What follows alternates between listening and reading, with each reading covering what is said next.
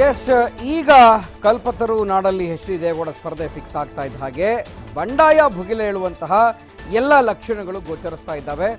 ಈ ಹಿಂದೆ ಅಂದರೆ ಹಾಲಿ ಸಂಸದರಾಗಿರುವಂತಹ ಮುದ್ದಹನುಮೇಗೌಡ ಸಾಕಷ್ಟು ತೀವ್ರತರನಾಗಿ ಮನವಿಯನ್ನ ಮಾಡಿಕೊಂಡಿದ್ರು. ಆದರೆ ಯಾವಾಗ ದೇವೇಗೌಡರೇ ಸ್ಪರ್ಧೆ ಮಾಡ್ತಾರೆ ಇಲ್ಲಿ ಅನ್ನುವಂಥದ್ದು ಕನ್ಫರ್ಮ್ ಆಗ್ತಾ ಇದ್ದ ಹಾಗೆ ಬಂಡಾಯ ಅಭ್ಯರ್ಥಿಯಾಗಿ ಕಣಕ್ಕಿಳಿಯೋದಾಗಿ ಈಗ ಮುದ್ದಹನುಮೇಗೌಡ ತಮ್ಮ ಬೆಂಬಲಿಗರ ಜೊತೆ ಇವತ್ತು ಸಭೆಯನ್ನ ನಡೆಸ್ತಾ ಇದ್ದಾರೆ. ತುಮಕೂರಿನ ಹೆಬ್ಬೂರಿನ ತಮ್ಮ ನಿವಾಸದಲ್ಲಿ ಈ ಒಂದು ಸಭೆಯನ್ನ ಸಂಸದರು ನಡೆಸ್ತಾ ಇದ್ದಾರೆ.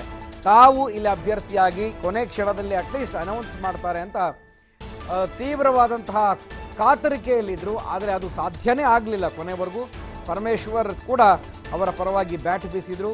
ಎಲ್ಲೋ ಒಂದು ಕಡೆ ಈ ವಾರನಾದರೂ ಅಂದರೆ ಕೊನೆಯಲ್ಲೇನಾದರೂ ಅವರ ಹೆಸರನ್ನು ಘೋಷಣೆ ಮಾಡಬಹುದು, ತುಮಕೂರು ಕ್ಷೇತ್ರವನ್ನು ಮಾಮೂಲಿಯಾಗಿ ಬಿಟ್ಕೊಡಬಹುದು ಅನ್ನುವಂಥ ನಿರೀಕ್ಷೆಯಲ್ಲಿದ್ದರು. ಆದರೆ ನಿರೀಕ್ಷೆ ಸಂಪೂರ್ಣವಾಗಿ ಹುಸಿಯಾಗ್ತಾ ಇರುವಂತಹ ಬೆನ್ನಲ್ಲೇ ಈಗ ಬೆಂಬಲಿಗರ ಜೊತೆ ಸಭೆಯನ್ನು ನಡೆಸ್ತಾ ಇದ್ದಾರೆ. ಕಾಂಗ್ರೆಸ್ನ ಬಂಡಾಯ ಅಭ್ಯರ್ಥಿಯಾಗಿ ಅಂದರೆ ಮೈತ್ರಿ ಪಕ್ಷಗಳ ಬಂಡಾಯ ಅಭ್ಯರ್ಥಿಯಾಗಿ SP ಮುದ್ದಹನುಮೇಗೌಡ ಇದೀಗ ಕಣಕ್ಕಿಳಿಯೋದಕ್ಕೆ ಚಿಂತನೆಯನ್ನು ನಡೆಸ್ತಾ ಇದ್ದಾರೆ. ಸೊ ಈ ನಿಟ್ಟಿನಲ್ಲಿ ಮೊದಲ ಹೆಜ್ಜೆ ತುಮಕೂರಿನ ಹೆಬ್ಬೂರಿನ ನಿವಾಸದಲ್ಲಿ ಸಭೆಯನ್ನು ನಡೆಸ್ತಾ ಇದ್ದಾರೆ ತಮ್ಮ ಬೆಂಬಲಿಗರ ಮತ್ತು ಅಭಿಮಾನಿಗಳ ಜೊತೆ.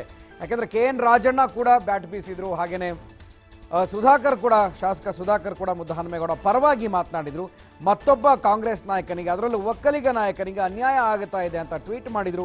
ಸೊ ಈ ಬೆನ್ನಲ್ಲಿ ಸಾಕಷ್ಟು ಅನುಮಾನಗಳಿತ್ತು, ಕೊಡ್ತಾರೆ ಕೊನೆ ಕ್ಷಣದಲ್ಲಾದರೂ ಮುದ್ದಹನುಮೇಗೌಡರಿಗೆ ತಮ್ಮ ಕ್ಷೇತ್ರವನ್ನು ಬಿಟ್ಕೊಡ್ಬಹುದು ಅಂತ. ಆದರೆ ಕಾಂಗ್ರೆಸ್ನಲ್ಲಿ ಇದ್ದಂತಹ ಕಾಂಗ್ರೆಸ್ ಮತ್ತು JDSಗೆ ಆಗಿದ್ದಂತಹ ಮೈತ್ರಿ ಪೂರ್ವ ಮಾತುಗಳು 10 ಕ್ಷೇತ್ರಗಳನ್ನು ಮುಟ್ಟೋದಿಲ್ಲ, ಯಾವ ಕಾರಣಕ್ಕೂ ಕೂಡ ಕಾಂಗ್ರೆಸ್ ಕೊಡೋದಿಲ್ಲ, JDS ಕೇಳೋದಿಲ್ಲ ಅನ್ನೋಂಥದ್ದಾಗಿತ್ತು. ಆದರೆ ತುಮಕೂರು ಸೇಫೆಸ್ಟ್ ಪ್ಲೇಸ್ ಅಂತ ದೇವೇಗೌಡರಿಗೆ ಯಾವಾಗ ಮನವರಿಕೆ ಆಗಿತ್ತು JDSಗೆ, ಸೊ ಅವರ ಒಂದು ಕ್ಷೇತ್ರವನ್ನು ನ್ಯೂಟ್ರಲ್ ಆಗಿ ಇಡಿಸ್ಕೊಂಡ್ರು. ತುಮಕೂರನ್ನು ಯಾರಿಗೆ ಕೊಡ್ತಾರೆ ಕೊನೆ ಸಂದರ್ಭದಲ್ಲಿ? ದೇವೇಗೌಡರು ಬೆಂಗಳೂರಿನಿಂದ ಸ್ಪರ್ಧೆ ಮಾಡ್ತಾರೆ, ಬೆಂಗಳೂರು ಉತ್ತರದಿಂದ ಅಥವಾ ಚಿಕ್ಕಬಳ್ಳಾಪುರದಿಂದ, ಇದೆಲ್ಲವೂ ಕೂಡ ಗೊಂದಲ ಇತ್ತು. ಇದೆಲ್ಲಕ್ಕೂ ತೆರೆ ಎಳೆದ ನಂತರ ಇದೀಗ ಮುದ್ದಹನುಮೇಗೌಡ ತಮ್ಮ ಬೆಂಬಲಿಗರ ಜೊತೆ ಸಭೆಯನ್ನ ನಡೆಸೋರಿದ್ದಾರೆ.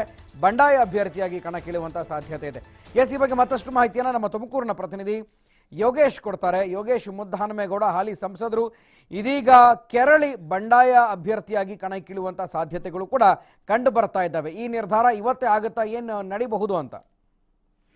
ಗುರುಪ್ರಸಾದ್, ಈಗೇನು ಟಿಕೆಟ್ ಕೈ ತಪ್ಪಿದ್ದೇನೆ ಅಂದ್ರೆ ಇಲ್ಲಿವರೆಗೂ ಮೌನವಾಗಿದ್ದೆ ಅಂತ ಮುದ್ದಹನುಮೇಗೌಡ ಇವತ್ತು ತಮ್ಮ ಹೆಬ್ಬೂರಿನ ಚಿತ್ರದ ಮನೆಯ ಒಂದು ಕಾರ್ಯಕರ್ತರ ಸಭೆಯನ್ನ ಕರೆದಿದ್ದಾರೆ. ಆ ಸಭೆಯಲ್ಲಿ ಯಾವೆಲ್ಲ ಚರ್ಚೆಗಳು ಪ್ರಮುಖವಾಗಿ ನೋಡೋದಾದ್ರೆ, ಈ ಕೈ ತಪ್ಪಿದ್ರೆ ಟಿಕೆಟ್ ಸಿಗದ ಕಾರಣ ನಿನ್ನೆ ರಾತ್ರಿವರೆಗೂ ಆ ಟಿಕೆಟ್, ಕಾಂಗ್ರೆಸ್ ಟಿಕೆಟ್ ಘೋಷಣೆ ಆಗೋವರೆಗೂ ಈ ಟಿಕೆಟ್ ಸಿಗುತ್ತೆ ಅನ್ನೋ ನಿರೀಕ್ಷೆಯಲ್ಲಿ ಇದ್ರು. ಆದ್ರೆ ದೇವೇಗೌಡರು ತುಮಕೂರು ನಿಲ್ಲೋದು ಖಚಿತ ಆಗ್ತಿತ್ತು. ಈಗ ಸುಮಾರು 10 ರಿಂದ 11 ಗಂಟೆಗೆ ಒಂದು ಕಾರ್ಯಕರ್ತರ ಸಭೆಯನ್ನು ಕರೆದ ಕಾರ್ಯಕರ್ತರು ಬಹುತೇಕ ಒತ್ತಾಯ ಮಾಡೋದಂದ್ರೆ ಪ್ರಮುಖವಾಗಿ ಮತ್ತೆ ಅವರು ಕಣಕ್ಕೆ ಇಳಿಬೇಕು, ಸ್ವತಂತ್ರ ಅಭ್ಯರ್ಥಿಯಾಗಿ ಆದ್ರೂ ಕಣಕ್ಕೆ ಇಳಿಬೇಕು ಅಂತ ಒತ್ತಾಯನ ಮಾಡ್ತಾರೆ. ಮತ್ತೆ ಕಾಂಗ್ರೆಸ್ ಇಂದ ಹೊರಗೆ ಬರಬೇಕು ಅನ್ನೋ ಒತ್ತಾಯನ ಮಾಡ್ತಾರೆ. ಮತ್ತೆ ಈ ನಡುವೆ ಬೆಂಗಳೂರು ಉತ್ತರಕ್ಕೆ ಮತ್ತೊಂದು ರಾಜ್ಯಸಭೆಗೆ ಆಯ್ಕೆ ಮಾಡ್ತೀವಿ ಅನ್ನೋ ಮಾತುಗಳು ಕೇಳಿ ಬಂದಿತ್ತು. ಅದು ಎಲ್ಲವನ್ನೂ ಈಗ ಗೌಪ್ಯವಾಗಿ ಉಳ್ಕೊಂಡಿದೆ. ಹಾಗಾಗಿ ಇವತ್ತು ನಡೆತಕ್ಕಂಥ ಸಭೆ ಸಾಕಷ್ಟು ಮಹತ್ವನ ಪಡ್ಕೊಂಡಿದೆ.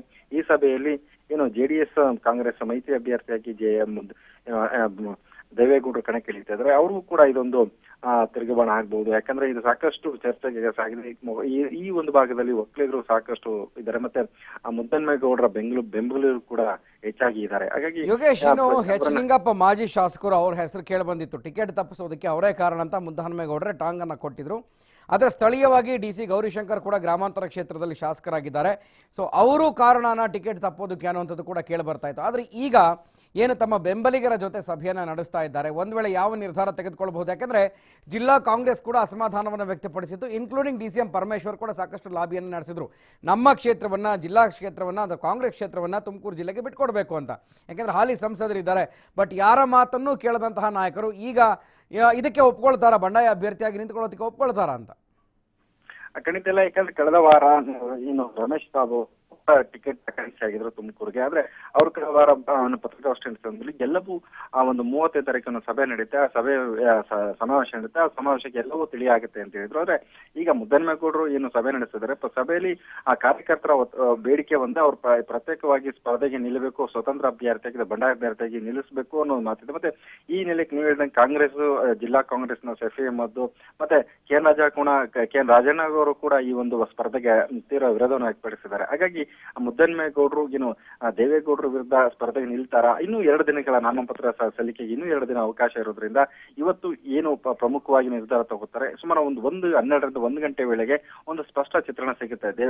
ಮುದ್ದನ್ಮೇಗೌಡರು ತುಮಕೂರಿನಲ್ಲಿ ಬಂಡಾಯಕ್ಕೆ ನಿಲ್ತಾರ ಅಥವಾ ಬೆಂಗಳೂರಿಗೆ ನಿಲ್ತಾರ, ಮತ್ತೆ ತಟಸ್ಥ ನಿಲುವನ್ನು ತಗೋತಾರ ಅನ್ನೋದು ಸ್ಪಷ್ಟವಾಗಿ ಗೊತ್ತಾಗುತ್ತೆ. 12 ಗಂಟೆಗೆ ಒಂದು ಸ್ಪಷ್ಟ ಚಿತ್ರಣ ಸಿಗುತ್ತೆ. Guruprasad. Okay, thank you Yogesh ಮಾಹಿತಿ